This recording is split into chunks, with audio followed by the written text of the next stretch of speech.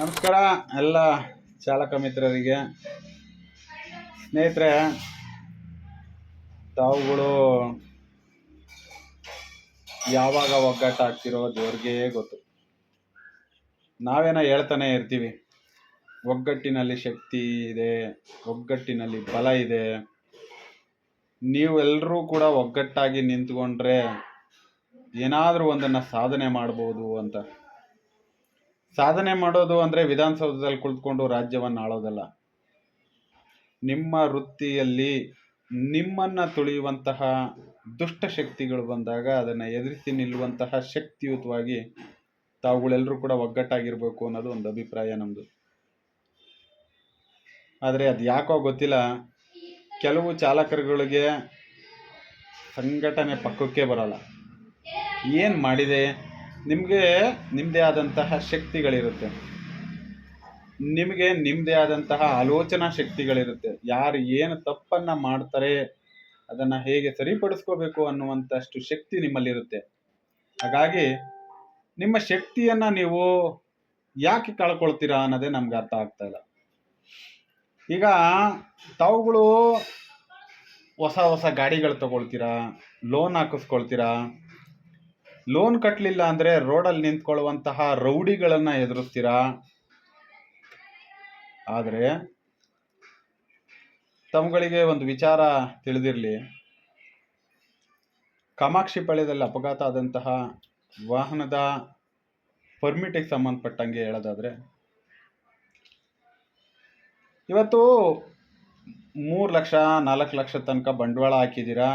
ಯಾರ್ಯಾರು ವೆಹಿಕಲ್ಗಳನ್ನ ಮಾರಾಟ ಮಾಡ್ತಾರೆ, ಬ್ರೋಕರ್ಗಳಿಗೆ ಅವ್ರ ಹತ್ರ ಗಾಡಿಗಳನ್ನ ತೊಗೊಂಡಿದ್ದೀರಾ, ಬಡ್ಡಿ ಕಟ್ಟಿದ್ದೀರಾ, ಶೇಟುಗಳನ್ನ ಬೆಳೆಸಿದ್ದೀರಾ, RTOದಲ್ಲಿರೋ ಬ್ರೋಕರ್ಗಳನ್ನ ಬೆಳೆಸಿದ್ದೀರಾ. ನಿಮ್ಮಿಂದ ಎಲ್ಲ ವರ್ಗನೂ ಬೆಳೆದಿದೆ, ನಿಮ್ಮ ಒಂದು ಆಟೋ ವೃತ್ತಿಗೆ ಸಂಬಂಧಪಟ್ಟ ಎಲ್ಲ ವರ್ಗನೂ ಬೆಳೆದಿದೆ.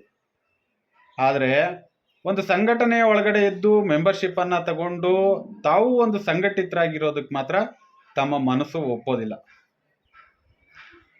ನಿಮ್ಮ ಜೀವನದ ಜೊತೆಯಲ್ಲಿ ಚೆಲ್ಲಾಟ ಆಡುವಂತಹ ರ್ಯಾಪಿಡೋ ಸಂಸ್ಥೆಯ ಪೋಸ್ಟರ್ಗಳನ್ನ ಬಳಸ್ತೀರಾ.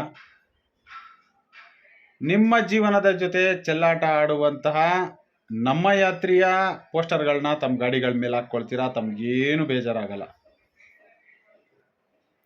ಆದರೆ ಒಂದು ಸಂಘಟನೆಯ ಒಳಗಡೆ ಇದ್ದು ತಾವು ಸಂಘಟಿತರಾಗಿ ಅಂತ ಹೇಳಿದರೆ ಮಾತ್ರ ಅದು ದೊಡ್ಡ ತಪ್ಪಾಗಿ ಕಾಣಿಸ್ಕೊಳ್ಳುತ್ತೆ. 4 ಲಕ್ಷ ಬಂಡವಾಳ ಹಾಕಿದ್ದೀರಲ್ಲ, ಯಾವತ್ತಾದರೂ BS4ಗೆ ಸಂಬಂಧಪಟ್ಟಂತೆ ಪ್ರಶ್ನೆ ಮಾಡ್ತೀನಿ. BS4ಗೆ ಸಂಬಂಧಪಟ್ಟಂತೆ ಯಾವತ್ತಾದರೂ ನಿಮ್ಮ ವೆಹಿಕಲ್ಗೆ ಯಾಕೆ ನನಗೆ ಪರ್ಮಿಟ್ ಕೊಟ್ಟಿಲ್ಲ ಅಂತ ಯಾರನ್ನಾದರೂ ಕೇಳಿದ್ದೀರಾ? ಯಾವ RTOದವ್ರನ್ನಾದರೂ ನೀವು ಯಾಕೆ ನನ್ನ ಗಾಡಿಗೆ ಪರ್ಮಿಟ್ ಕೊಟ್ಟಿಲ್ಲ, ಕೊಟ್ಟು ಮುಂದಕ್ಕೆ ಹೋಗು ಅಂತ ಕೇಳಿದ್ದೀರಾ? ಪರ್ಮಿಟ್ ಇಲ್ಲ ಸರ್ಕಾರದಲ್ಲಿ ಅಂತಂದ ಮೇಲೆ ರಿಜಿಸ್ಟ್ರೇಷನ್ ಹೆಂಗೆ ಮಾಡಿದೆ ಅಂತ ನೀನು ಯಾರನ್ನಾದರೂ ಹೋಗಿ ಆಯುಕ್ತರನ್ನ ಪ್ರಶ್ನೆ ಮಾಡಿದ್ಯಾ? ಮಾತೆತ್ತಿರೆ ಸಂಘಟನೆಗಳು ಸರಿ ಇಲ್ಲ, ಸಂಘಟನೆಗಳು ಸರಿ ಇಲ್ಲ. ಹೌದಪ್ಪ, 5 ಬೆರಳು ಒಂದೇ ಸಮ ಇಲ್ಲ. ಇಲ್ಲಿ ಒಳ್ಳೆಯದು ಇದೆ, ಕೆಟ್ಟದ್ದು ಇದೆ. ಕೆಟ್ಟದ್ದನ್ನು ಯಾರು ನಿನ್ನನ್ನು ಪಕ್ಕಕ್ಕೆ ಇಟ್ಕ ಅಂತ ಹೇಳಿದ್ದು? ಕೆಟ್ಟದ್ದನ್ನು ದೂರಕ್ಕಿಟ್ಟು ಒಳ್ಳೆಯದನ್ನು ಪಕ್ಕಕ್ಕೆ ಇಟ್ಕೋ, ನಿನ್ನ ಕೆಲಸ ಕಾರ್ಯಗಳಾಗ್ತವೆ.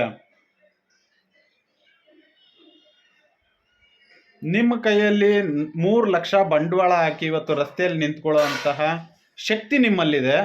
ಆದರೆ 550 ರೂಪಾಯಿಗೆ ಸಿಕ್ಕುವಂತಹ ಒಂದು ಪರ್ಮಿಟನ್ನು ಇದುವರೆಗೂ ಕೂಡ ನಿಮ್ಮ ಕೈಲಿ ತಗೊಳಕ್ಕಾಗಿಲ್ಲ. ಲಾಸ್ಟ್ ಟೈಮು ಸರ್ಕಾರ 1 ಲಕ್ಷ ಪರ್ಮಿಟನ್ನು ಘೋಷಣೆ ಮಾಡ್ತು. ಆ ಒಂದು ಮೀಟಿಂಗ್ನಲ್ಲಿ BS6ಗೆ ಸಂಬಂಧಪಟ್ಟಂತೆ ಮಾತ್ರ ಕೊಡ್ತೀವಿ ನಾವು ಅಂತ ಆದೇಶ ಮಾಡಿದಾಗಲೂ ಕೂಡ ನಾವು ಅದನ್ನು ವಿರೋಧ ವ್ಯಕ್ತಪಡಿಸ್ತು. ಹಾಗಾದರೆ ಹಿಂದೆ ಬಂದಂಥ ವಾಹನಗಳಿಗೆ ಏನು ಮಾಡ್ತೀರಾ? BS4ಗೆ ಸಂಬಂಧಪಟ್ಟಂತೆ ಸಾರಿಗೆ ಇಲಾಖೆ ಅಲ್ವೇ ಎಲ್ಲ ವಾಹನಗಳನ್ನ ರಿಜಿಸ್ಟ್ರೇಷನ್ ಮಾಡಿರೋದು ಯಾರು? ನಾವುಗಳೇನು ರಿಜಿಸ್ಟ್ರೇಷನ್ ಮಾಡಿಲ್ವಲ್ಲ, ನೀವು ತಾನೇ, ನಿಮ್ಮ ಇಲಾಖೆ ಅಲ್ವಾ ರಿಜಿಸ್ಟರ್ ಮಾಡಿರೋದು.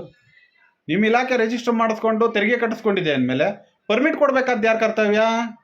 ಅದು ಕೂಡ ನಿಮ್ಮದೇ ಕರ್ತವ್ಯ ಅಲ್ವಾ ಅಂತ ಪ್ರಶ್ನೆ ಮಾಡಿದಾಗ ಅದಕ್ಕೆ ಸಂಬಂಧಪಟ್ಟಂತೆ ಉಸಿರೇ ಎತ್ತಲ್ಲ. ಸ್ನೇಹಿತರೆ, ಕಾಲ ಇನ್ನೂ ಮಿಂಚಿಲ್ಲ. ಏನು ಸರ್ಕಾರ 1 ಲಕ್ಷ ಪರ್ಮಿಟನ್ನು ಬಿಡುಗಡೆಗೊಳಿಸಿತ್ತು, ವರ್ಷಕ್ಕೆ 20,000ದಂಗೆ ಅದು ಈ ವರ್ಷದ ಕೋಟ ಮುಕ್ತಾಯದ ಹಂತಕ್ಕೆ ಬಂದು ನಿಂತಿದೆ. ಇನ್ನು 80,000 ಪರ್ಮಿಟ್ಗಳಿದೆ. ನಿಜವಾಗ್ಲೂ ಕೂಡ ನೀವೆಲ್ಲ ಒಗ್ಗಟ್ಟಾದರೆ ನಿಮ್ಮ ವಾಹನಗಳಿಗೂ ಕೂಡ ಪರ್ಮಿಟನ್ನು ಹಾಕಿಸ್ಕೋಬೋದು. ಅದು ನಿಮ್ಮ ಶಕ್ತಿಯ ಅನುಸಾರವಾಗಿ ಬಿಟ್ಟಿದ್ದೀವಿ. ನಿಮ್ಗಳಿಗೆ ಅಷ್ಟೊಂದು ಶಕ್ತಿ ಇಲ್ಲ, ನಮ್ಮಲ್ಲಿ ಮಾತಾಡೋ ಅಷ್ಟು ಶಕ್ತಿ ಇಲ್ಲ, ನಾವು ಆಯುಕ್ತರನ್ನ ಪ್ರಶ್ನೆ ಮಾಡೋಷ್ಟು ಶಕ್ತಿ ಇಲ್ಲ. ಬನ್ನಿ ನಮ್ಮಂತಹ ಸಂಘಟನೆಗಳಿಗೆ ಸೇರಿಕೊಂಡು ಪರ್ಮಿಟನ್ನು ಪಡ್ಕೊಳ್ಳಿ. ಹೋಗಿ ಒಮ್ಮೆ ಆಯುಕ್ತರನ್ನ ಕೇಳಬೇಡಿ. ನಿಮ್ಮ ಹತ್ತಿರದಲ್ಲಿರುವಂಥ ಯಾವುದಾದ್ರೂ ಒಬ್ಬ ಟ್ರಾಫಿಕ್ ಪೊಲೀಸ್ ಅವರು ನಿಂತಿರ್ತಾರಲ್ಲ, ಹೋಗಿ ಅವ್ರನ್ನ ಕೇಳಿ. ಒಂದು ಪಕ್ಷ ಪರ್ಮಿಟ್ ಇಲ್ಲದ ಗಾಡಿ ಅಪಘಾತಕ್ಕೆ ಒಳಗಾಗಿ ಯಾರಿಗಾದರೂ ಏನಾದರೂ ಸಂಭವಿಸಿದರೆ ಅದರಿಂದ ಆಗುವ ಅನಾಹುತಗಳು ಏನು ಸರ್? ನಿಜವಾಗ್ಲೂ ನನ್ನ ಗಾಡಿಗೆ ಪರ್ಮಿಟ್ ಇಲ್ಲ, ಏನು ಮಾಡ್ಬೋದು ಸರ್ ಅಂತ ಕೇಳಿ. ಅವ್ರು ಹೇಳ್ತಾರೆ ಪರ್ಮಿಟ್ ಇಲ್ಲ ಅಂದರೆ ಏನೆಲ್ಲ ನೀವು ತೊಂದರೆಗಳಿಗೆ ಸಿಗಾಕೊಳ್ತೀರಾ ಅನ್ನೋದ್ರ ಬಗ್ಗೆ. ಅಲ್ಲ, ನಾನು ಅದನ್ನೇ ಭಾರಿ ಸಲ ಯೋಚನೆ ಮಾಡ್ತೀನಿ. ರೋಡಲ್ಲಿ ನಿಂತ್ಕೊಂಡು ಅವನು ಯಾರೋ ಹಿಡಿಯೋ ಗಾಡಿಗೆ ಎದುರಿ ನೀವು ಅವನಿಗೆ 500,000 ಕೊಟ್ಟು ಬರ್ತೀರಾ? ಇನ್ನೊಬ್ಬ ಯಾವನೋ ಅನಧಿಕೃತವಾಗಿ ರೋಡಲ್ಲಿ ನಿಂತ್ಕೊಂಡು ಬಡ್ಡಿ ವ್ಯವಹಾರ ಮಾಡೋನಿಗೆ ಬಡ್ಡಿ ಕಟ್ಟಬೇಕಾದ್ರೆ ನೀವು ಎದುರಲ್ಲ, ಅವನು ಹೇಳ್ದಷ್ಟು ಬಡ್ಡಿ ಕಟ್ಟಿ ಬರ್ತೀರಾ? 1 ತಿಂಗಳು ನಿಮಗೆ ಕಟ್ಟೋದು ಲೇಟ್ ಆಯಿತು, ನಿಮ್ಮ ಕಷ್ಟನ ಕೇಳಲ್ಲ, ಓಡಿ ಆಗ್ತಾನೆ, ಅದ್ರ ಮೇಲೆ ಬಡ್ಡಿ ಆಗ್ತಾನೆ, ಅದನ್ನೆಲ್ಲ ಕಟ್ತೀರಾ. ಆದರೆ ನಿಮ್ಮ ವಾಹನದ ದಾಖಲೆಗೆ ಸಂಬಂಧಪಟ್ಟಂತೆ ಒಂದು ಪರ್ಮಿಟನ್ನು ನಿಮ್ಮ ಕೈಲಿ ಸರಿಪಡಿಸ್ಕೊಳಕ್ಕಾಗಿಲ್ಲ ಅಂದರೆ ನಿಜವಾಗ್ಲೂ ಕೂಡ ನಾವು ಚಾಲಕರಾಗಿರೋದಕ್ಕೆ ಅನ್ಫಿಟೆಡ್ ಪರ್ಸನ್ ಆಗಿಬಿಡ್ತೀವಿ. ದಯವಿಟ್ಟು ನಿಮ್ಮ ವಾಹನಕ್ಕೆ ಸಂಬಂಧಪಟ್ಟಂತೆ BS4ಗೆ ಸಂಬಂಧಪಟ್ಟಂತೆ ನಮಗೆ ಬಂದಿರೋ ಮಾಹಿತಿ ಪ್ರಕಾರವಾಗಿ ಬೆಂಗಳೂರಿಗೆ ಒಂದರಲ್ಲೇ 65,000 ಪರ್ಮಿಟ್ ಇಲ್ಲದ ವಾಹನಗಳಿದ್ದಾವೆ. ಎಷ್ಟು ಹೇಳಿ? 65,000 ಪರ್ಮಿಟ್ ಇಲ್ಲದೆ ಇರೋವೆ ವೆಹಿಕಲ್ಗಳನ್ನ ನೀವು ಇನ್ನೂ ಕೂಡ ಬೆಂಗಳೂರಿನಲ್ಲಿ ಇಟ್ಕೊಂಡಿದ್ದೀರ. ಅಂದರೆ ಯಾರು ಭ್ರಷ್ಟರನ್ನ ಬೆಳೆಸ್ತಾ ಇರೋರೇ ನಿಮ್ಮಂಥ ಚಾಲಕರುಗಳು. ಭ್ರಷ್ಟರನ್ನ ಕೊಳ್ಪಟ್ಟಿ ಹಿಡಿದು ಪ್ರಶ್ನೆ ಮಾಡಿದರೆ, ಭ್ರಷ್ಟರನ್ನ ಸರಿಯಾದ ರೀತಿಯಲ್ಲಿ ಬೆತ್ತಲು ಮಾಡಿದರೆ ಅವರು ಇಷ್ಟೊಂದು ಭ್ರಷ್ಟಾಚಾರದಲ್ಲಿ ಮುಳುಗೋಕ್ಕೆ ಸಾಧ್ಯನೇ ಇರಲಿಲ್ಲ. ಹಾಗಾಗಿ ದಯವಿಟ್ಟು ಯಾರ ಮುಖಾಂತರವಾಗಿ, ಯಾವ ಸಂಘಟನೆ ಮುಖಾಂತರವಾಗಿ ನೀವು ಪರ್ಮಿಟ್ ಪಡಿತೀರಿ ಅನ್ನೋದು ಮುಖ್ಯ ಅಲ್ಲ. ಯಾವುದಾದ್ರೂ ಒಂದು ಸಂಘಟನೆಯಲ್ಲಿ ಸೇರಿಕೊಳ್ಳಿ, ಪರ್ಮಿಟನ್ನು ಪಡ್ಕೊಳ್ಳುವಂತಹ ಕೆಲಸಗಳನ್ನ ಮಾಡಿ. ನಿಮ್ಮ ವಾಹನಕ್ಕೆ ಮೂಲ ದಾಖಲೆಯೂ ಕೂಡ ಅದೇ ಪರ್ಮಿಟ್ ಆಗಿರ್ತದೆ. ಮತ್ತು ಈಗ ಏನಿರುವಂತಹ ಪರ್ಮಿಟ್ಗಳನ್ನ ಕಳ್ಕೊಂಡ್ರೆ ನಿಜವಾಗ್ಲೂ ಮುಂದೆ ಮತ್ತೆ ಪರ್ಮಿಟನ್ನು ತಗೊಂಡು ಬರೋದು ತುಂಬ ಕಷ್ಟವಾಗುತ್ತೆ. ಹಾಗಾಗಿ ನಾನು ಕೇಳ್ಕೊಳ್ತಕ್ಕಂಥದ್ದು, ಪರ್ಮಿಟ್ ಇಲ್ಲದೆ ಇರೋರು ಯಾವುದಾದ್ರೂ ಒಂದು ಸಂಘಟನೆಗೆ ಸೇರಿಕೊಂಡು ಪರ್ಮಿಟನ್ನು ಪಡ್ಕೊಳ್ಳುವಂತಹ ಕೆಲಸ ಕಾರ್ಯಗಳನ್ನ ಮಾಡಿ. ಧನ್ಯವಾದ. ಕರ್ನಾಟಕ ಚಾಲಕರ ಯೂನಿಯನ್ನಿಂದ ಆಟೋ ಘಟಕದ ಅಧ್ಯಕ್ಷರು ಆಟೋ ಸತೀಶ್ ಅಂತೇಳಿ ಈ ಮಾಹಿತಿಯನ್ನು ಒದಗಿಸಿರೋದು. ಧನ್ಯವಾದ.